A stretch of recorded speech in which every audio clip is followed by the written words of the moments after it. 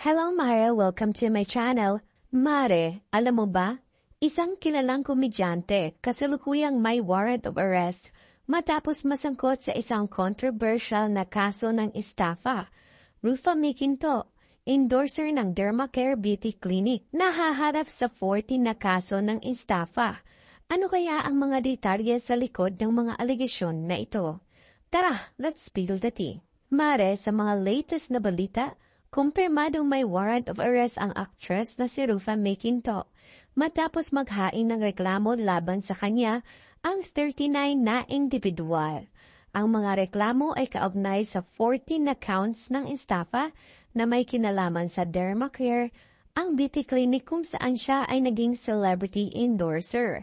Kasama ni Rufa May sa mga isinampahan ng parehong kaso si Neri Naig Miranda, isang celebrity endorser din ng Dermacare. Si Naig, na nahuli ng Pasay City noong November, ay nahaharap din sa syndicated estafa na may piyansang higit sa 1.7 million pesos. Sa ngayon, nasa Amerika si Rufa May nang lumabas ang warrant of arrest.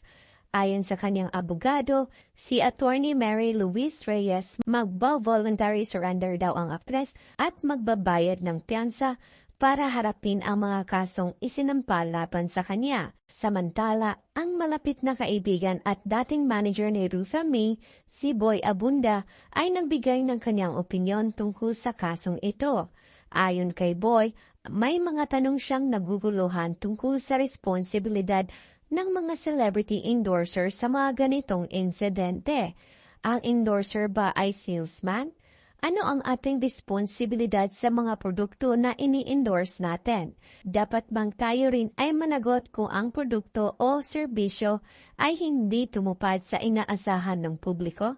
Ang mga tanong ito ay nagbigay ng bagong pananaw tungkol sa papel ng mga celebrity endorsers at kanilang pananagutan sa mga produkto at serbisyong kanilang ini-endorso.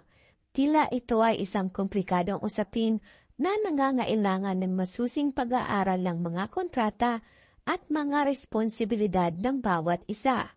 Patuloy na sinubaybayan ang kasong ito at siguradong magiging malaking usapin sa industriya ng showbiz at ng mga business endorsements. Aabangan natin kung ano ang magiging hakbang ni Rufa May at kung paano ito makakaapekto sa kanyang showbiz commitments. Yun lang Mare, thank you for watching Mare and subscribe for more. Don't forget to watch our other video.